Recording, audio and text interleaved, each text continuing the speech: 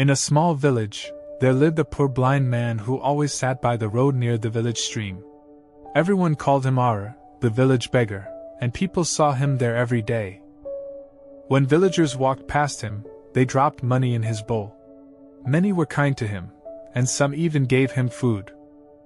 Arer was always thankful and smiled whenever someone helped him. But no one really knew where Arer came from or if he was from the village. People only knew that he was blind and always sat quietly near the stream.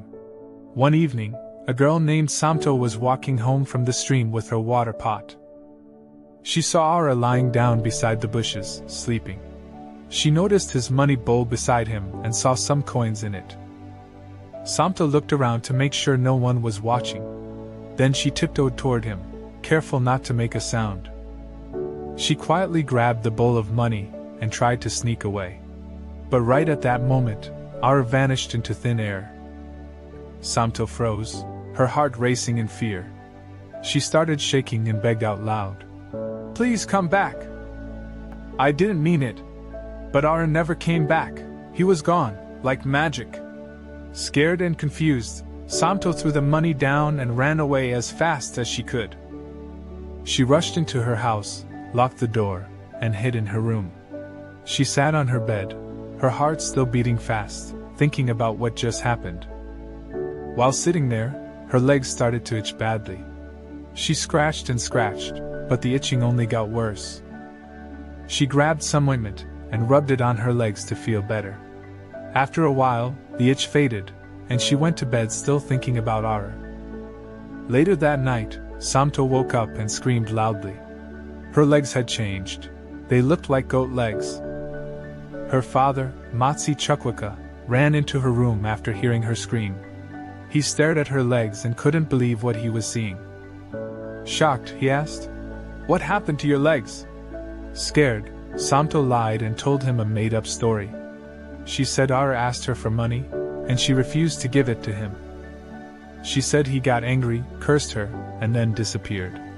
Then she said she ran home, went to bed, and woke up like this. Her father got very angry and said he would find Arer the next morning. He went to the spot near the stream where Arer always sat. But when he got there, Arer was nowhere to be found. He waited for hours, hoping Arer would show up, but he didn't. Worried, he went home and found Somto crying in pain. He picked her up and rushed her to Uku, the village healer.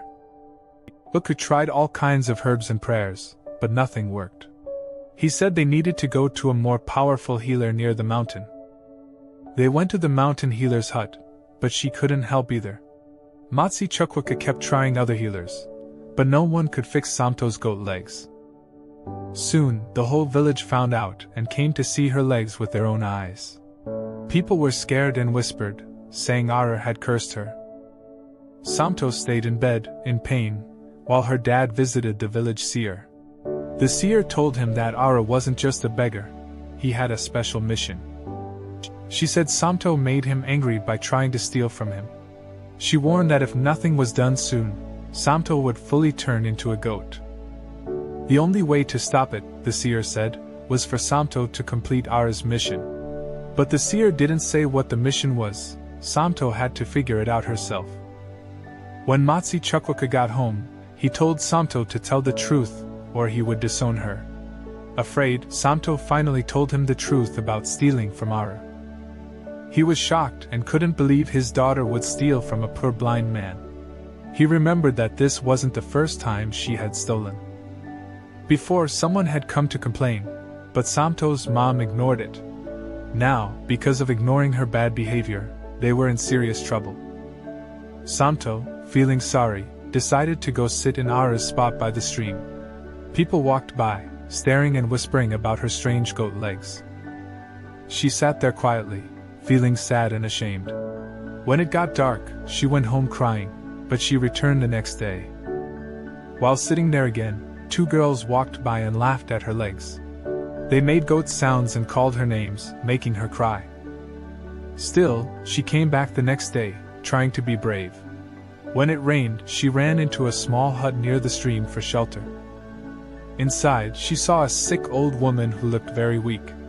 Somto cleaned the hut, and cooked some food for the old woman. The woman was very thankful and smiled warmly at Somto. That night, Somto felt good for helping someone in need. The next day, she went back to the spot and saw a sad little boy. She asked him what was wrong, and he burst into tears. He told her about his mean stepmother who treated him badly. His real mom had left after he was born, and his dad had died. Somto gave him food and promised to help him. The boy smiled for the first time in days and thanked her. She promised to come back and help him every day. That night, Somto couldn't stop thinking about how to help the boy. She asked him the next day if he had anything from his mom. He gave her a bracelet that his mom had tied on his wrist. Later that evening, Somto came home and saw a powerful woman in the house. Her father had brought the woman to help remove the curse. The woman asked Somto to stretch out her hand and saw the bracelet. She gasped and asked where Somto got it from. Somto explained the little boy gave it to her. The woman said, "That's my son. I've been looking for him for years." She explained her family had sent the baby away so she'd become a priestess. They used magic to keep her from finding him, even with her powers. Now, the bracelet had helped her finally find her son. Somto quickly took her to the boy's house. When they got there, they heard the stepmother yelling and beating the boy. The woman rushed in and turned the wicked stepmother into a goat. At that very moment, Somto looked down and saw her legs were back to normal. The curse was gone. She was free. She realized now that Arer's mission was to help the little boy. And Arer was the spirit of the boy's father, who had been watching from above. Somto smiled as the priestess hugged her son tightly for the first time. The priestess thanked Somto and left the village with her son, happy and proud. Somto went home, feeling proud and thankful too. She had learned a big lesson: to never steal again. From that day on, Somto became a better person, and everyone in the village learned that every action has consequences.